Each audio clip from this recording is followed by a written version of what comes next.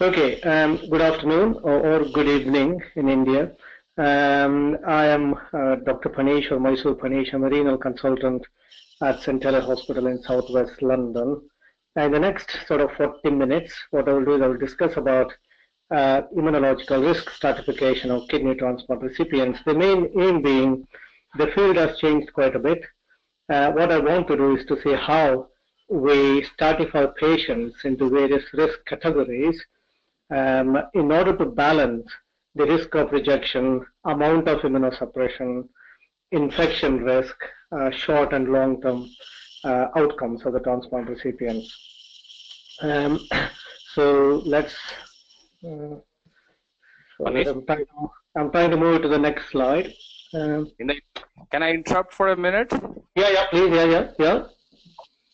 I also extend my welcome to all the attendees. I hope you're all listening.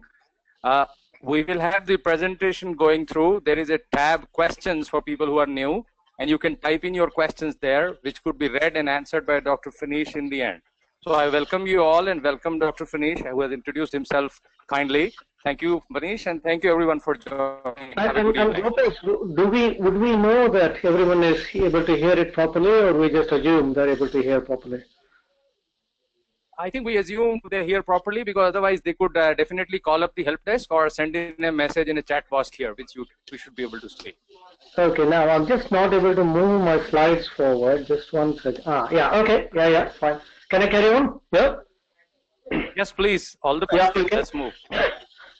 Okay, so let's move on now. The kidney transplantation, as you all know, we have various types of donors. I mean, I'll just summarize this in this slide. We've got deceased donor kidney transplantation. In that, you've got two types of deceased donors. You've got DBD, which refers to donation after brain stem death, which is a standard deceased donor. And we have got donation after cardiac death or a circulatory death. And in the United Kingdom, the deceased donor transplantation is still a significant part of our transplant program. And we out of the total number of transplants, about 55% come from deceased donor, which is unlike the Indian scenario where predominantly it's a living donor kidney transplantation. And we do about 45% to 50% living donor. And in the living donor, you have living related, living unrelated, including something what we call kidney sharing scheme. I understand in India it will be called as a swap or a paired exchange. Here we call paired exchange or a kidney sharing scheme. And we also have altruistic, non-directed donors. These are the people who are not family members or friends who just want to do some goodwill to the society and they decide to donate an organ. So these are called altruistic donors. And of course, we have got ABO and HLA incompatible transplants. Moving on. So when it comes to testing for HLA antibodies, what we are trying to do is following. We are trying to do some tests to assess the level of sensitization in a particular recipient. In other words, how much they are sensitized in terms of the immunological sensitization, and what is the chance of a particular recipient getting a matching kidney in a deceased donor transplant program. And we do this test to see how we can avoid deceased donors with unacceptable HLA antigens. What I mean by that is avoiding the donor to whom the recipient has got an HLA antibody. For example, if there is a deceased donor with HLA-A2 antigen, you wish to avoid a recipient who has got an antibody to that HLA-A2 antigen. Okay. Then we also do tests to assess the immunological risk for a one given donor-recipient pair. So what I'm trying to say here is that we've got tests for a wait-listed population of recipients, and the test we do for a given donor-recipient pair. Okay, and what tests or technologies do we have? Okay, so we have got two main methodologies for testing for HLA antibodies. So one group of tests or methodologies are called cell-based assays. So here basically what we have is donor cells and we have got recipient serum. And what we're trying to do is if the recipient serum reacts to donor lymphocytes. And two main technologies in this, or techniques in this, are something that you probably would have heard of, most of you anyway, is a complement-dependent cytotoxicity crossmatch or a CDC crossmatch. There are certain variations to this as well, like an immunoglobulin enhanced CDC, but we'll just stick to CDC at the moment, and a flow cytometry cross-match. And we have solid phase assays. Solid phase in the sense these are basically beads instead of cells. So we've got beads coated with HLA antigens, and you react these beads with the recipient serum to see if the recipient serum is interacting with these beads coated with HLA antigens. So these are the two main techniques that we have.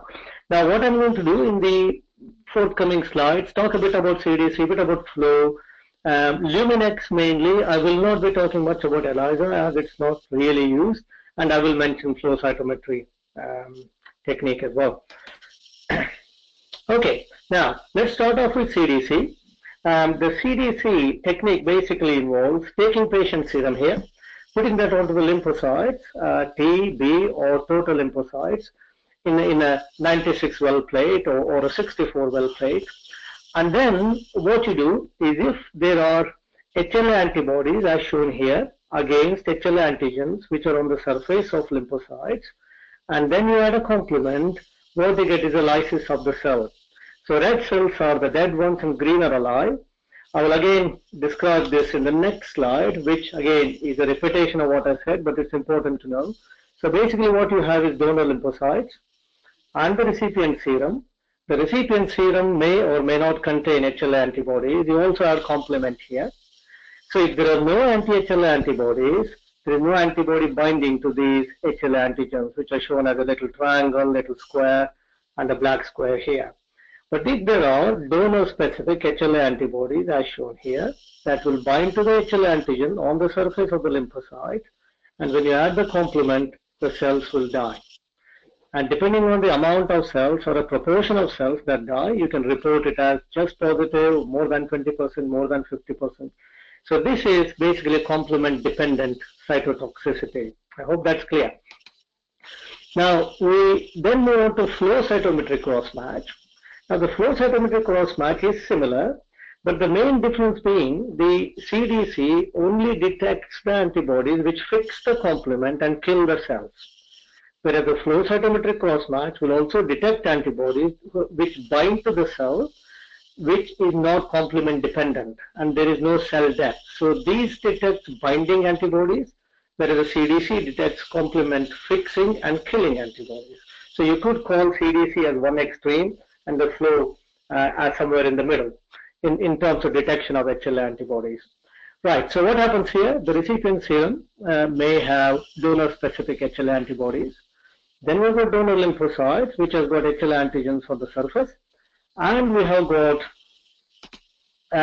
fluorescent tagged secondary antibodies against human immunoglobulin, which is an HLA antibody. So if you look here, if there are no HLA antibodies in the recipient serum, there is no binding between the antibody and the antigen.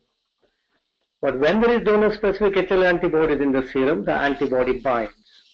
So when the antibody binds, there is a reporter signal at the end of the secondary antibody, which will be picked up in the flow cytometer. And this can be expressed as either as channel shifts or a median fluorescence intensity. There are various ways of reporting the degree of binding based on the signal given out by the fluorescent tagged secondary antibody. So that's our flow cytometry. Now, let's move on to solid phase assays, which is, I could say, a main focus of the talk today. The solid phase assays are basically, they remove the need for viable donor lymphocytes. So what you're using here is commercially available beads that are coated with HLA antigens. So there is no requirement for viable lymphocytes or complement. They will detect only HLA antibodies as opposed to flow cytometry or CDC cross-match, where you're going to detect HLA as well as non-HLA antibodies. Any immunoglobulin that binds to the cell surface will be picked up in CDC and flow cytometry. Whereas in this scenario, with a solid phase assay like Luminex, will only pick up HLA-specific antibodies. Okay? It will detect antibodies which are non-complement fixing because there is no complement involved in the mixture here. And these are objective, and what I mean by objective is you can get a number as a readout as to what is the degree of fluorescence, what is the amount of fluorescence, which roughly correlates with the amount of antibody or a titer of antibody in the blood. And it can be partially automated, and when things are automated, the errors are lesser. There is less human error. So you could call these a bit more reproducible assay to assay as compared to CDC. And they're semi-quantitative, and as I mentioned earlier, they're commercially available. Okay, now the solid phase assay that we have are ELISA, which is not used very widely, so we won't talk about it. Then we've got flow cytometry using microparticles coated with soluble HLA antigens. And we've got Luminex technology, which again uses beads coated with HLA antigens. Right, so what do we need to know about the Luminex? Now, the Luminex is an assay which is quite widely used now for assessing the HLA antibodies in the blood. So here is the machine, that's how it looks. Essentially what we have is a bunch of beads. Now, there are three types of beads that are available. The level 1 bead, so one type of beads, let's call it type 1. Beads are basically screening beads. Now these beads, when you mix with recipient serum, will tell you is there any HLA antibody present in that recipient serum or not. Yes or no. It's a binary outcome, yes or no, HLA antibody plus minus. It doesn't tell you anything more than that.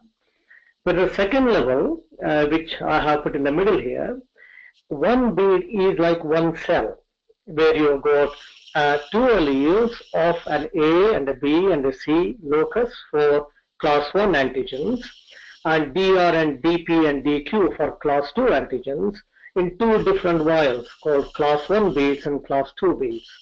What this does is, if you mix that with recipient serum, it will tell you what proportion of class 1 beads are reacting with the serum and what proportion of class 2 beads are reacting with the serum.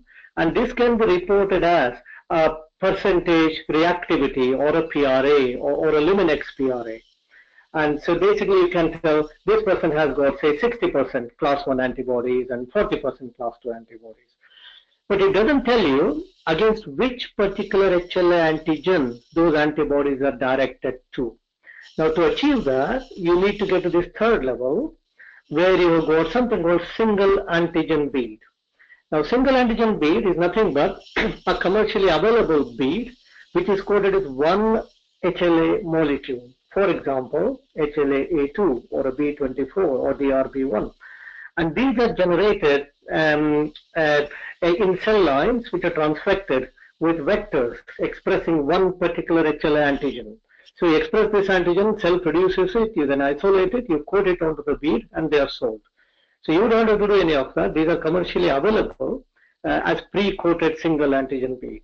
So what does this do is actually it will tell us which exactly is the antibody present in the recipient serum, what is the specificity of that particular HLA antibody, i.e. against which HLA antigen it is targeted to. So these beads are about 5.6 micron and they have various properties which makes it very suitable for a solid phase platform. This again, this is a description of Luminex technology in a picture format. So here you've got recipient serum which may contain HLA antibodies.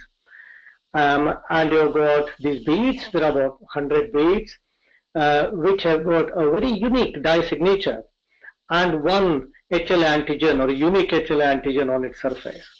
So when you mix the recipient serum with these beads, these immunoglobulins or HLA antibodies bind to these antigens on the surface of this bead, and then there is a secondary antibody with a reporter dye.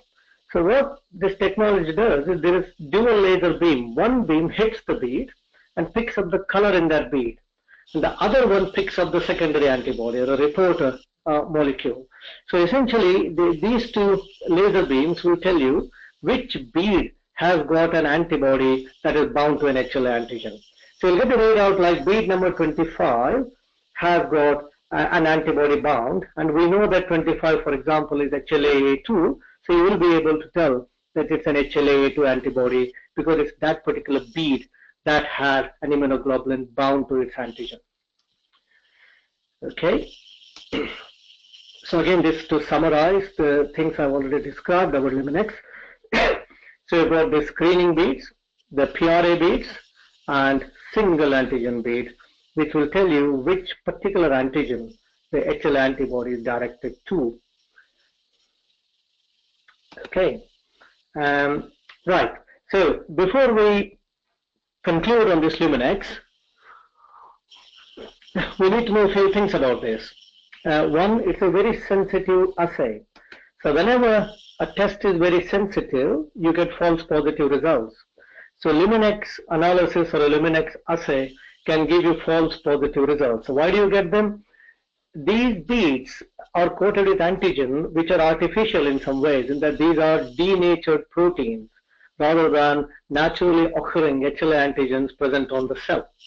So you need to imagine a cell with its own HLA antigen presented in a natural way, whereas this one is an artificial atmosphere where a denatured HLA antigen is coated onto a bead.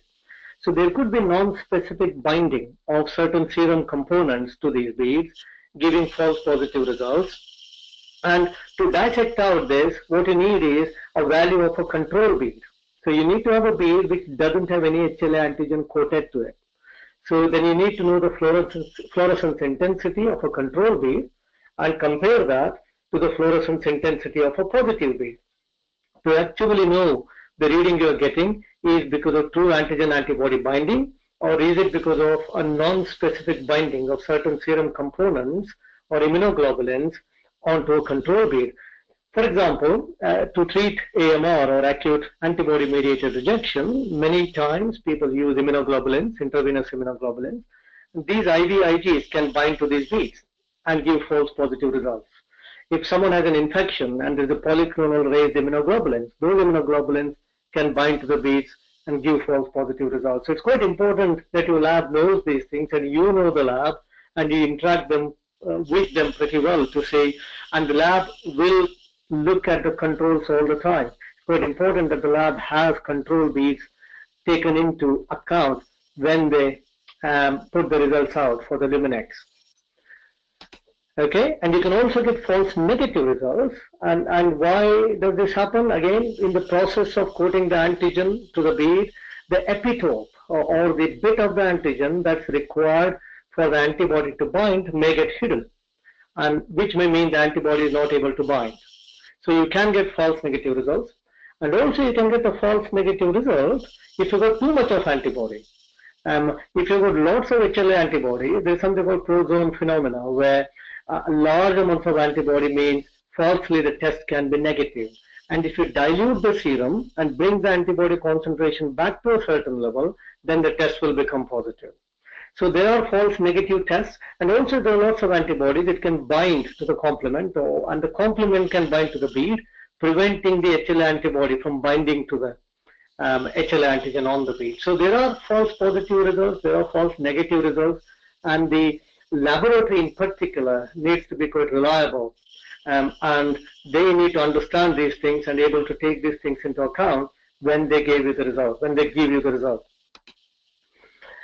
And also another important point is that the test can be true positive, but the HLA antibody detected may or may not be clinically relevant.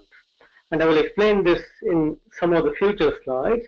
What I'm trying to say here is that you may have HLA antibody in the blood, but that antibody may or may not be relevant with regards to triggering rejection. So it doesn't always mean that if there is a DSA, you can't do a transplant. It doesn't go that way. And also the mean fluorescence intensity, which is the reading that comes out of a Luminex assay, doesn't always equal amount of antibody in the serum. For example, let us say there is an arbitrary figure of 10 of antibody in the blood. It does not mean that the MFI will linearly change as the antibody concentration goes up.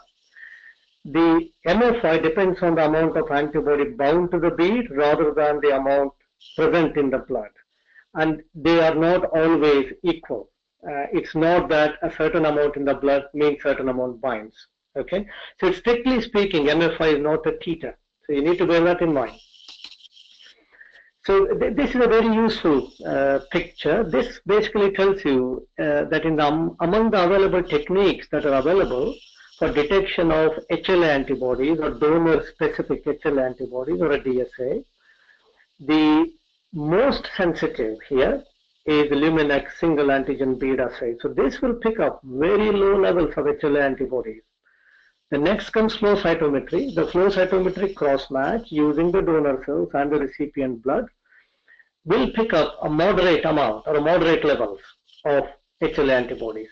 And I believe clinically this is the most relevant. So if your flow cytometry cross-match is negative, it's very unlikely that you have a DSA that is significant enough to cause an accelerated or an hyperacute AMR or a rejection. The ELISA is there somewhere in the middle. The CDC, as you can see here, is fairly least sensitive of all the methods that we have. And although it's a very time-tested method, it picks up fairly high levels of HLA antibodies. For example, you can have a DSA on Luminex whose MFI is 8,000, which is quite high, but that may still be CDC cross-match negative. It's likely to be flow cytometry cross-match positive, but it could be CDC cross-match negative. Okay. Now let's move on as to when you find DSAs in blood or donor-specific anti-HLA antibodies. Well, how do you analyze them? How do you assess them? How do you understand them? So that depends on some of these following factors that you need to take into account. For example, you need to know if this donor-specific antibody is current. What I mean by current is at the time of transplantation, or historic. What I mean by historic is there were DSAs in the recipient blood at some stage, maybe because of blood transfusion or maybe other sensitizing event like a pregnancy, and then they disappeared from the blood. And at the time of transplantation, they are not there. But there is an immunological memory in that particular recipient who could make antibodies if there is a challenge with same HLA antigen again. And you need to see if it is a DSA against a single HLA antigen or multiple HLA antigens. And then you need to look at the strength of the DSA. How strong is the DSA? How much is the MFI? So these are the factors you take into account when you're interpreting a DSA test. Now, based on that, we could propose. Now, this is variable between various people, various centers. They will define the immunological risk differently. This is what I am proposing, and we tend to use in some of our centers here. Again, within the centers in the UK, there is difference of opinion. Now, you can classify people as a low or a standard immunological risk recipient. So these are the patients who have no current donor-specific antibody. Again, to clarify this, so at the time of transplantation, they do not have a DSA against the donor. And the flow cytometry cross-match and the CDC cross-match are negative. In our center, we exclusively do flow cytometry cross-match. We don't do CDC. We do Luminex and flow cytometry. And this is, I will explain this a bit further, but the CRF is, you could call it the same as PRA or a panel reactive antibody, concentrations of less than 50%. Again, it's an arbitrary figure. You could make it 40, you could make it 70, as you please. The intermediate immunological risk are those who had DSA in the past, but currently at the time of transplantation, they don't have donor-specific antibodies. They are a bit more sensitized. They've got more antibodies in their blood. Remember, some of these antibodies may not be donor-specific. They may be targeted to a third-party HLA antigen. And they have a low-level DSA, and what we classify, or what I classify low-level, as a DSA with an MFI of less than 5,000. Some authors describe less than 2,000, but I think for practical purposes, up to 5,000 can be classed as really low-level DSA. And you could say if somebody had a transplant in the past, they should be classed as intermediate risk. And the important thing to note here, which is a bit confusing, but this is something that you need to understand, is that with the DSA, flow cytometry cross-match may or may not be positive. For example, if there is a DSA with a titer of 2000, the cross-match can still be negative. And it may still be okay to go ahead with transplantation that may not lead to hyperacute rejection. Generally, although this varies from lab to lab and there is no set rule here, generally when the DSA MFI gets to around 5,000, the flow cytometry cross-match is usually positive. But the CDC may not become positive until the MFI of a DSA is quite high. The high immunological risk can be classed as those with high levels of current DSA with an MFI of more than 5,000 present at the time of transplantation. And in this scenario, it's very likely that the flow cytometry cross-match will be positive. And once a DSA is crossed, something like 10,000, generally the CDC also becomes positive. You almost always get flow cross-match first and then the CDC positivity, not the other way around. And there is a confusion about what exactly is HLA incompatible transplantation. And for sake of clarity, we could call HLA incompatible transplantation are the transplants where a cross-match is positive. Flow cytometry in our center, some centers use CDC. So if flow cytometry or CDC is positive, they are genuine HLA incompatible transplants. But if you've got DSAs, but cross-match is negative, they're not necessarily as bad as HLA incompatible transplants as defined by a cross-match positivity. In other words, transplanting across a DSA barrier is not as difficult or problematic as transplanting across a cross-match positive barrier.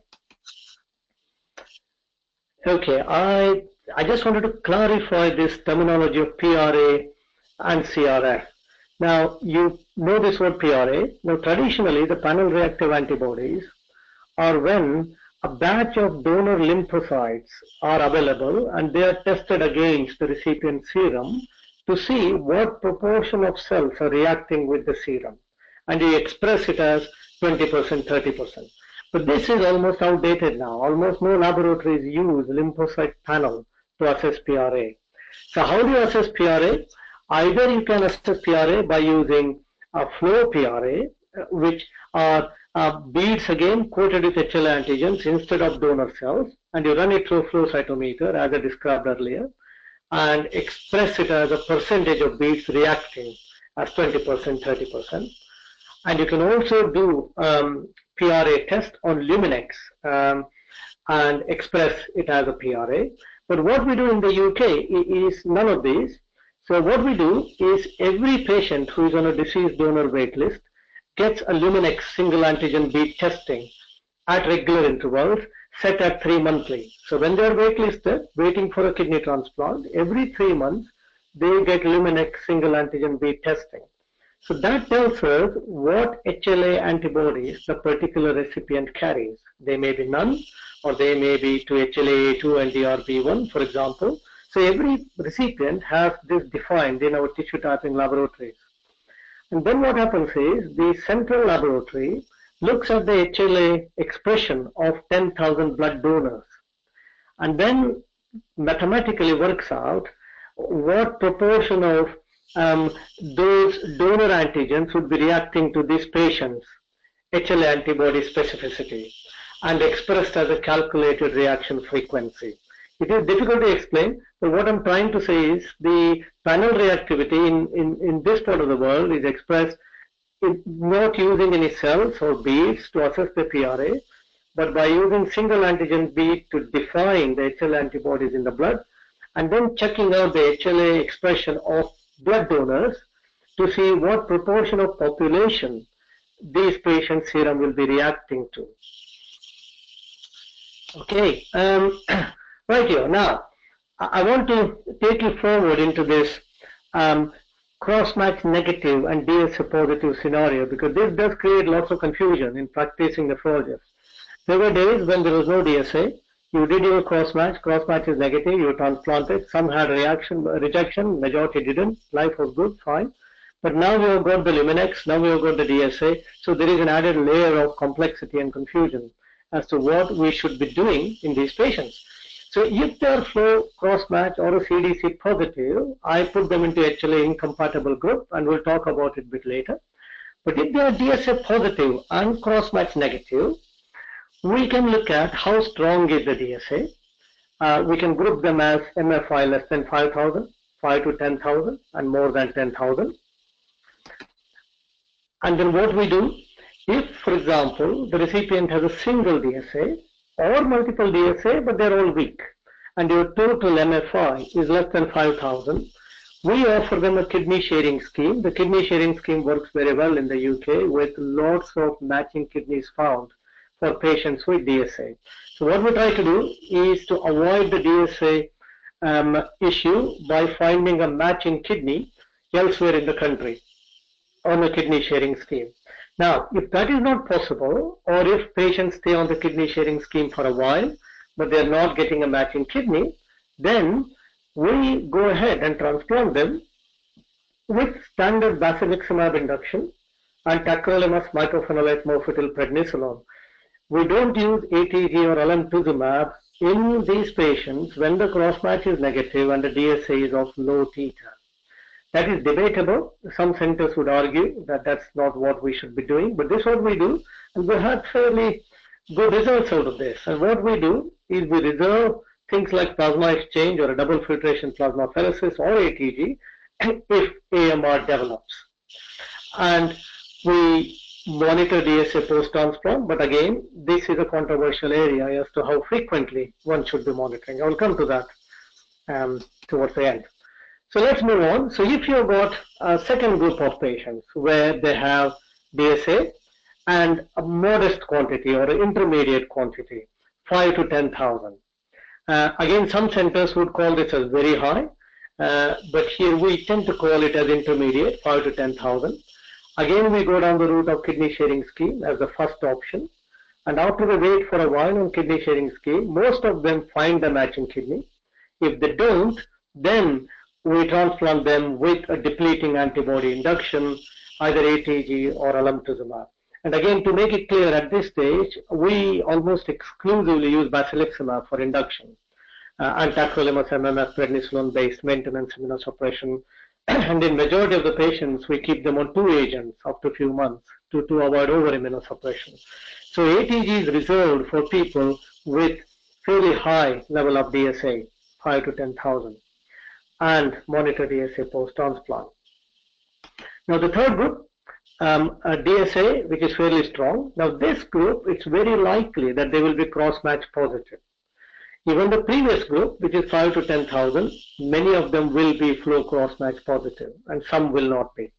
Those who are cross-match positive will be treated as actually incompatible transplant, and they require desensitization, whereas those who are cross-match negative is what I described in my previous slide.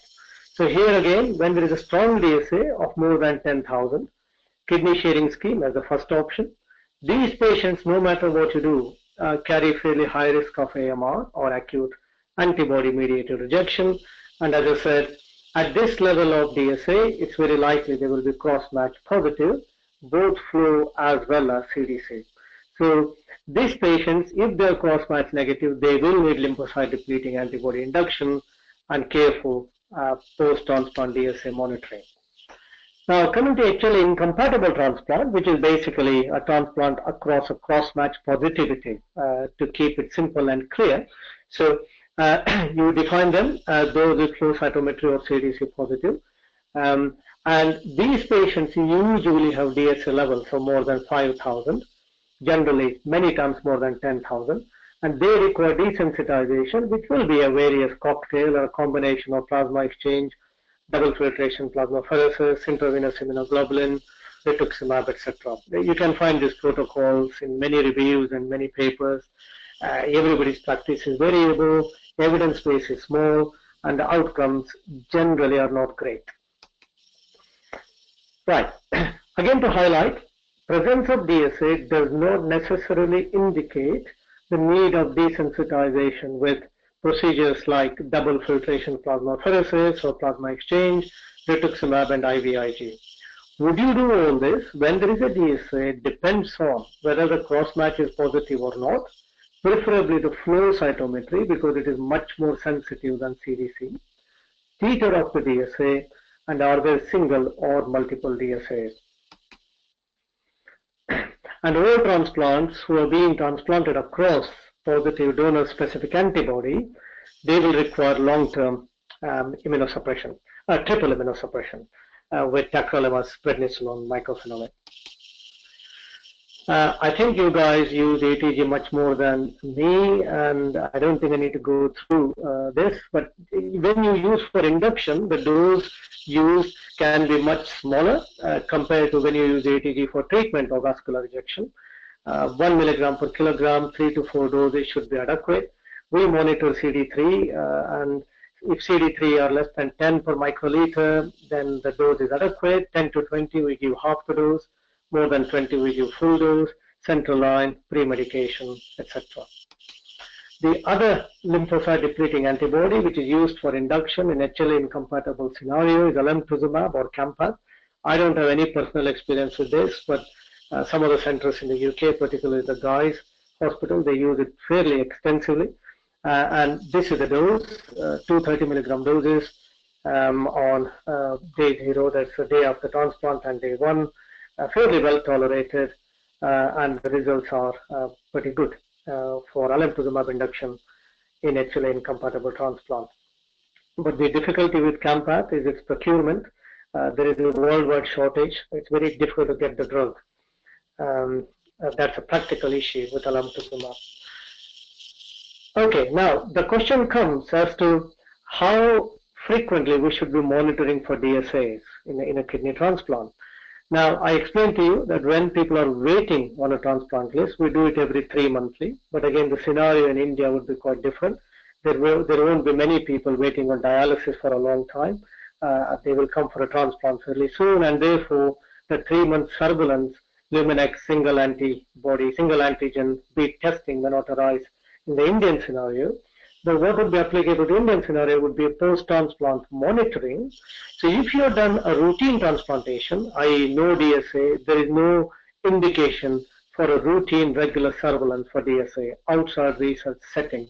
It's an expensive test, and it's not cost effective to do so. However, if you have done a transplantation across either cross-match positive barrier or a DSA barrier, then you need to monitor. It's debatable how frequently. Some people say monthly in the first 3 months, then every 6 months. And if you're desensitized with plasma exchange, etc., then you need to monitor DSA quite frequently. One proposition is alternate days in the first couple of weeks. It does add to the cost substantially. And this is fairly evidence-free zone. We are not very clear as far as the evidence goes as to what's the ideal timing and the frequency of screening for DSAs. This is the transplant protocol that we use. It's a fairly simple. This is for routine standard transplants. We use basiliximab for everyone, tacrolimus mycophenolate prednisolone, and we, after 3 months, we do a protocol biopsy. And if the biopsy is clean, we withdraw one agent. And most of our patients are on just 2 drugs, either tacrolimus prednisolone or tacrolimus mycophenolate. By doing so, we keep our CMV and BK virus rates quite low, and the sepsis is quite low. The overall immunosuppressive burden is quite low. And we give CMV prophylaxis for positive to negative.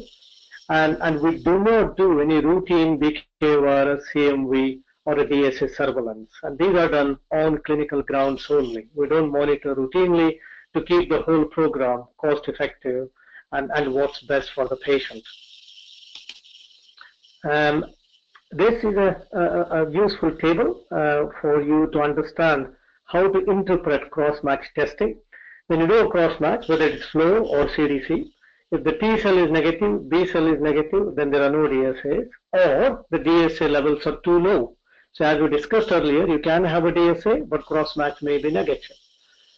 And if T cell is positive, B cell is positive, there are DSAs to class 1 HLA antigens or class 1 and 2. As you know, the T cells express class 1 and B cells express class 1 and 2. The T cell cross-match negative, B cell positive, that means there is DSA to class 2 or class 1 and 2, because as I said, the B cells express both class 1 and class 2. Now, if the B cell is negative and T cell positive, that cannot happen, and that's a technical error. The lab has to look into it. Let's go through some cases now to try and see how much we have understood and some take-home messages. So let's look at a 30-year-old mother who needs a kidney. Her brother offers to donate a kidney. The blood groups are matching, and the tissue typing and cross-match is here. they are one haplotype matched, as a brother would be. CDC cross-match is negative. The flow cytometry cross-match, T cell is negative, B cell is positive. Now, what does that mean? That could mean there is a low-level DSA, or these are non-relevant, non-HLA antibodies. So what do? You go and do a Luminex solid phase assay. If there are no DSAs on Luminex, you can ignore that B cell flow cytometry cross-match result, as it's likely to be false positive, and you can proceed with transplantation. Let's look at the second case. A man who needs a transplant, wife wishes to give a kidney. And these are the tissue types. The CDC cross-match is negative. The flow cytometry cross-match is negative. However, there is an antibody as assessed by Luminex to A23 HLA antigen, which is expressed on the donor. So there is a single DSA against A23. So what do? So the issue here is that there is an HLA A23 donor-specific antibody detected by Luminex, but the cross-match is negative, DSA is positive. So the question is desensitization required? Now, again, there's no yes and no, probably no, and also depends. What does it depend on? It depends on the titer of the DSA. For example, if the DSA is very low level and the flow cross-match is negative, we would go ahead with bacilliximab and transplant them. And if the titer is high, say more than 5,000 ATG as an induction, and you start immunosuppression, i.e. tacrolimus, 1 week before the transplant. We don't tend to start mycophenolate before the transplant, but in a DSA setting, that can be done. Now, the case 3 is again donor-recipient HLA. CDC cross-match is negative, but the flow cytometry T cell positive. And when you did the Luminex, there is a DSA against HLA A2 antigen with an MFI of 9,000. As you can see here, this is a real-life case. There is an MFI of 9,000, but the CDC cross-match is still negative. So if you did only CDC, you would transplant this as a safe transplant. But looking at that MFI, it's very likely you will develop hyperacute rejection around the time of transplantation. And as expected, with that MFI, the T cell cross-match is positive, as well as the B cell. So what are the options here? So we have a strong DSA here with a positive cross-match, flow cytometry, and negative CDC. So direct transplant in this scenario is not advisable. So kidney sharing scheme is the best option, or you can list them on a deceased donor list. Or if you have none of those options as a viable option, then you proceed with transplant. So if you proceeded with transplant, this particular scenario, you will need this desensitization with double filtration plasmapheresis or plasma exchange, IVIG, rituximab, and an induction with either ATG or Campac. So you do that till you achieve cross-match negativity or low-level MFI, and you will have to monitor DSA levels following.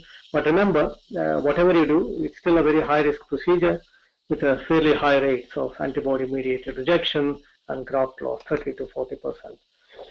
I think for sake of time, I will skip these, but what I will do is go to this and say the results of HLA desensitization remain suboptimal, and I urge that all of you should strongly work towards kidney sharing scheme or a kidney swap to find a matching kidney rather than getting too excited about HLA incompatible transplants. So to summarize, last few summary slides, interpretation of a DSA result done on Luminex should be made in association with entire clinical picture and cross-match results, not in isolation. A competent and reliable tissue typing and immunology laboratory is essential, and one must take cost into account. In those who develop DSA with stable kidney function, there is no evidence at all that doing things like plasma exchange or giving rituximab or bortezomib is of any benefit. Routine screening is not recommended in most of the kidney transplants as of now, unless new evidence comes where we know what to do if a DSA appears in someone with a good kidney function. So if you want someone with good kidney function, doing a DSA is not a wise thing unless you have got good reasons to do so. such as that was an HLA incompatible transplant. So management in these patients, if they develop DSA, should be driven by clinical profile and transplant kidney biopsy results rather than just the DSA test result. So we work quite hard to prevent this rejection, but we need to remember that most of our transplant patients die from sepsis, particularly in India. It's a big problem, and cardiac events. So one should try and avoid over immunosuppression as much as possible. And also it's worth remembering that one of the main reasons why patients develop DSAs and lose the kidney, the so-called chronic AMR or chronic allograft nephropathy or transplant glomerulopathy, is most important reason is non-adherence to immunosuppression, tacrolimus in particular. So if a lot of money that is unwisely spent on some treatments such as plasma exchanges or other expensive treatments with little evidence, if that can be used to buy the tacrolimus for a few more years, perhaps the graft will last longer. I think that's all I had to say. Thank you.